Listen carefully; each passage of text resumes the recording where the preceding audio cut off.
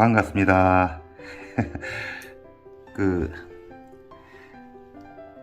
외바늘 내림 낚시 저번 시간에 내가 한번 보내준 게 있는데, 그거는 산란철 저수심 여기에서 쓰는 내림 낚시, 외바늘 내림 낚시고, 자, 이거는 오늘 설명하는 내용은 이제 동절기, 그 다음에 이제 활성도가 아주 안 좋을 때, 이럴 때 이제 아주 부력이 낮은 저부력지를 가지고 이제 하우스에서 낚시할 때 주로 외바늘 낚시를 많이 하게 되는데, 이 외바늘 낚시를 하기 전에 조심해야 될 게 뭐냐 하면, 첫 번째로 노지에서 할 때는 대류, 즉 물의 흐름이 있을 때, 이랬을 때는 외바늘 내림 낚시가 안 좋을 수가 있어요. 이게 이제 왜 그러냐 하면, 외바늘 내림 낚시는 예를 들어서 이게 이제 수면이고 바닥이잖아. 그럼 이렇게 와가지고 여기 편납이 달려가지고 이렇게 돼 있을 때, 물이 이렇게 흐르게 되면 이 찌가 저부력이니까 이 대류에 의해 가지고 이게 흘러간다고, 이렇게 둥둥둥둥 떠가지고 흘러가기 때문에, 이 대류가 있을 때는 외바늘 내림 낚시가 오히려 손맛을 볼 수 없을 수가 있어.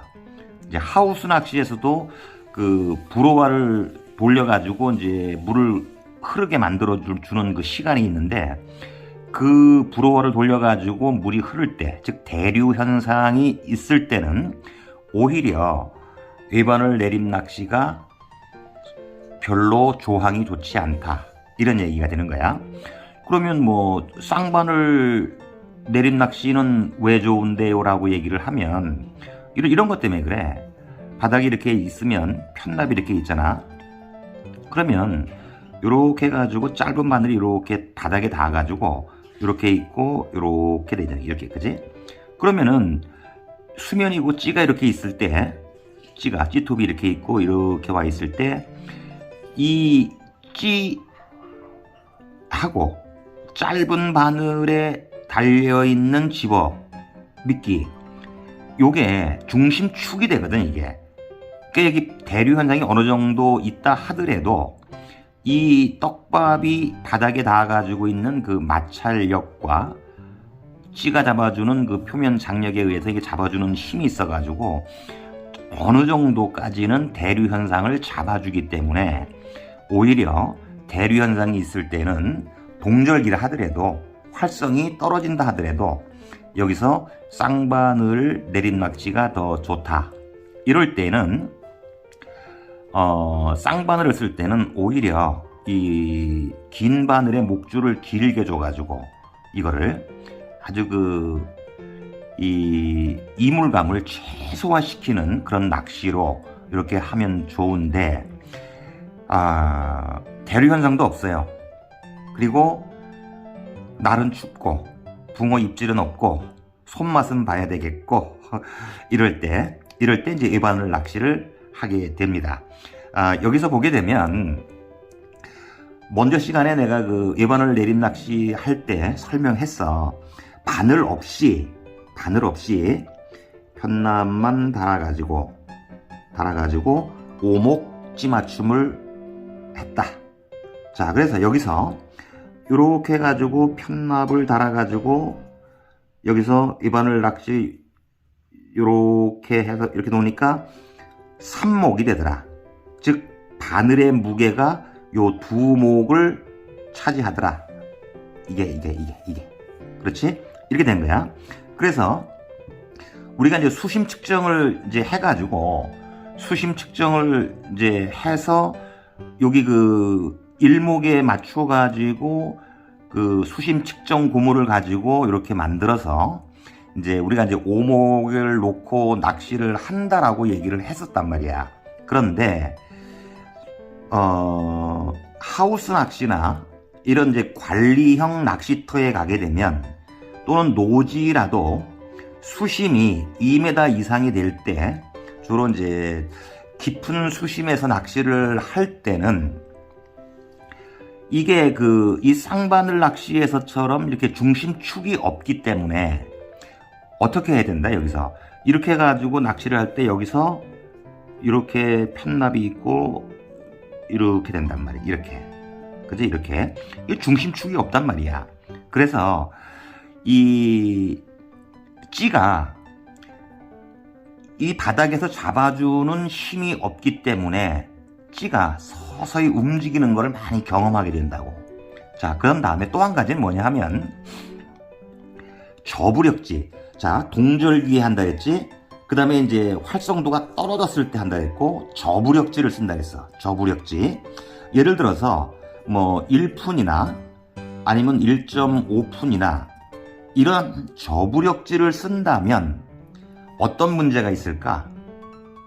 이거 굉장한 문제가 많아. 이건 이제 저부력지가 아주 활성도가 떨어질 때, 동절기 때에는 효과는 좋은데 낚시를 조금만 잘못하면 입질 한 개도 받지도 못해.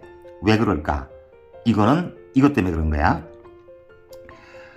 우리가 여기서 저부력지 1푼찌라고 하면 캐스팅을 하는 거야. 떡밥을 달아가지고 이랬을 때 여기 보면 요 편납이지. 편납에다가 바늘을 이렇게 해가지고 여기다 떡밥을 달아. 자, 이랬을 때에 이 편납이 무거워가지고 편납이 먼저 내려오고 이 떡밥이 서서히 내려와가지고 이렇게 이제 이게 수직으로 오거나 이게 와가지고 이렇게 슬로프가 줘야 되는데 이게 1푼짜리밖에 안 된단 말이야. 근데 떡밥이 만약에 1푼보다 더 무거우면 이 편납보다 떡밥이 더 먼저 와죠. 그렇게 됐을 때에 바닥에 착지되는 게 어떻게 되느냐 하면 이게 찌라면은 이게 편납 이렇게 됩니다. 이렇게 떡밥. 그러면은 이 편납이고 뭐고 이게 다 이게 슬로프가 돼 있잖아, 그지? 이렇게 돼 있을 때는 안 되는 거야. 우리가 내림 낚시에서 맨날 찌맞춤 요 한목 두목 이거 한목 가지고 생쇼를 했잖아. 근데 여기서 이 찌에서 밑으로 내려오는 거 타나 이거 얘기했어. 이 집어자리, 그렇지? 이 집어자리에만 이게 떨어져 가지고 입질이 올 때 확실한 입질 표현을 만들어주기 위해 가지고 목수 조정을 그렇게 열심히 했는데 이 외바늘 낚시에서 편납의 무게가 작다 보니까 떡밥이 무거워지거나 같거나 아니면 조금 가볍거나 이렇게 한다 하더라도 이런 현상이 나오게 되는 거야. 자, 그런 다음에 아까 얘기했지, 대류 현상이 있을 때 낚시가 안 좋아진다. 조황이 무슨 얘기인지 알겠지, 그지? 자, 모든 붕어 종류 다 가능한데, 자, 여기에서 이제 우리가 얘기를 하고자 하는 것은 뭐냐 하면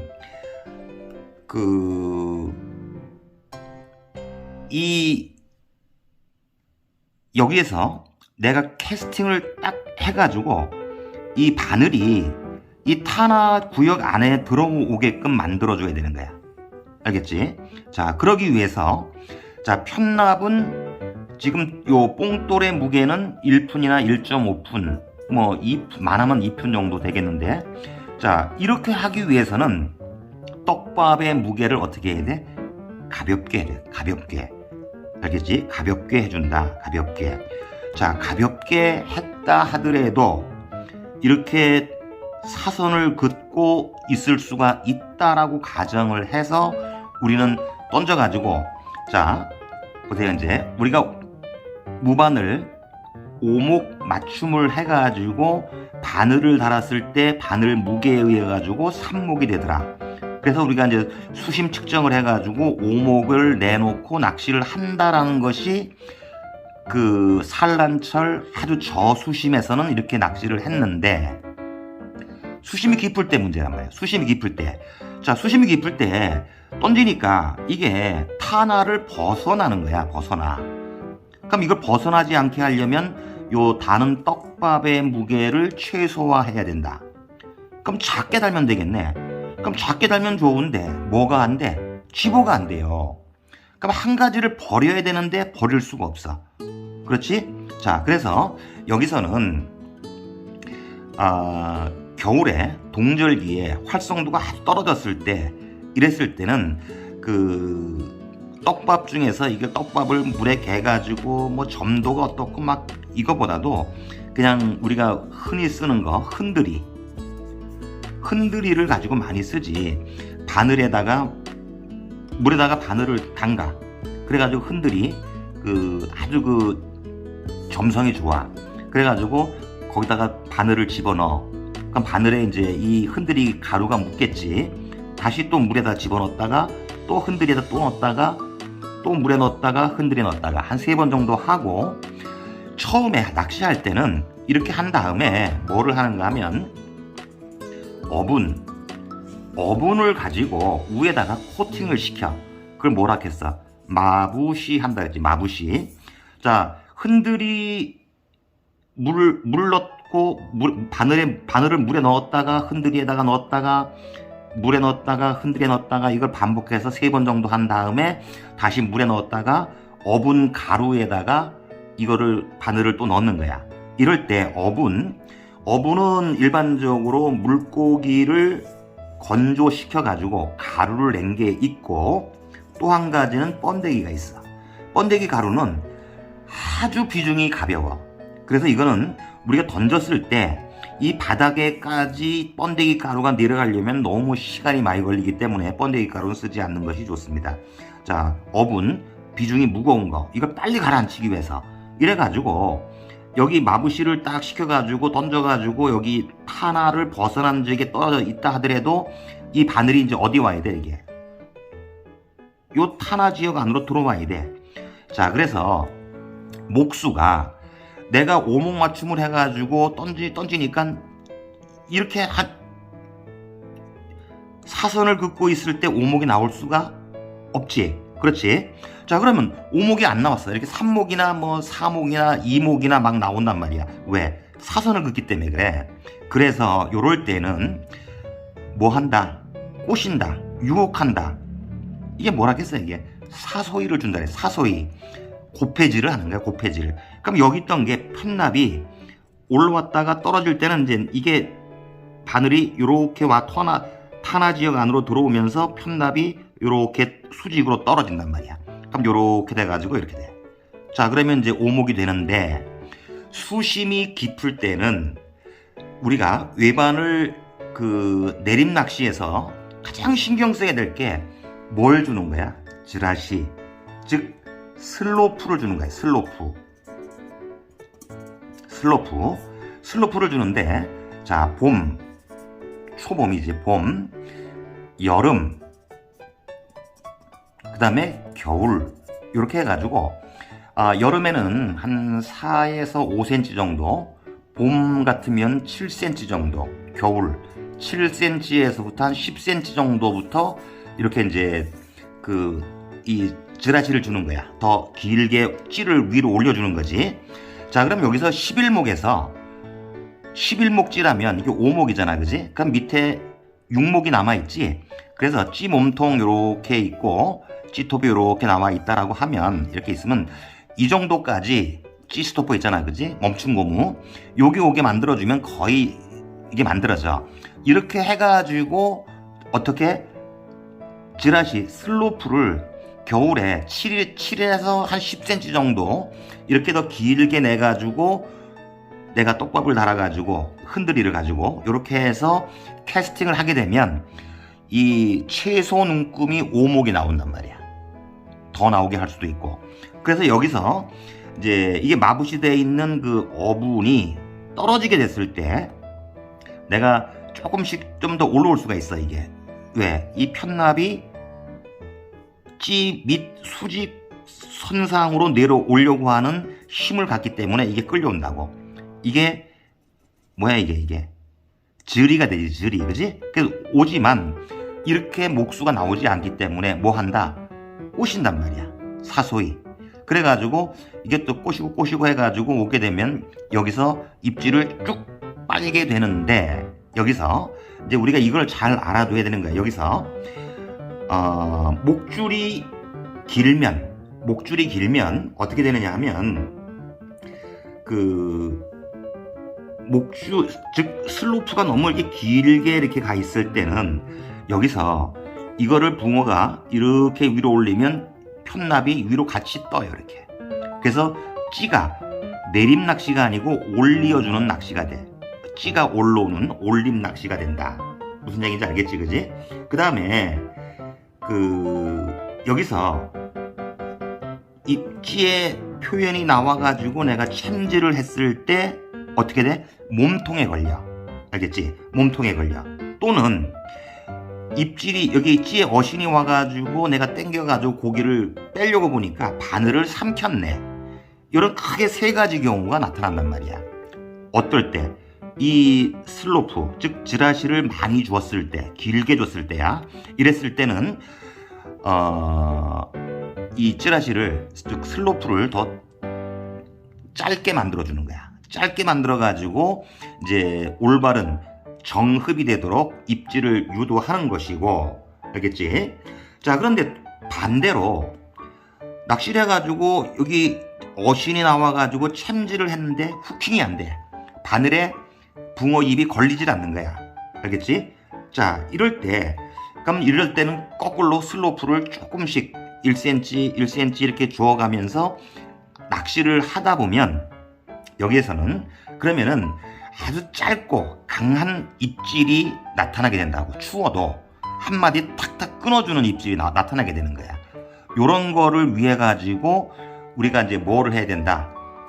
슬로프, 즉 찌라시를 주는데, 대류 현상이 있을 때에는 중심축 역할을 해주는 요 짧은 바늘이 없다. 그래서 대류 현상이 있거나 브로와를 돌리는 그 하우스 낚시가 이제 진행될 때, 하우스 낚시에서 이럴 때는 오히려 쌍바늘 낚시를 하되 요 긴 바늘의 목줄을 좀 더 길게 만들어 주면서 낚시를 하는 것이 유리하고, 그렇지 않고 외바늘로 할 때, 이럴 때에는 대류 현상이 없을 때, 알겠지? 이런 식으로 해가지고 저부력지, 요거 저부력지를 쓰기 때문에 이렇게 만들어진다 했지. 그래서 이런 것을 내가 먼저 이해를 하고 여기서 찌라시를 줘가면서 요거를 수직으로 오게 만들어주는, 알겠지?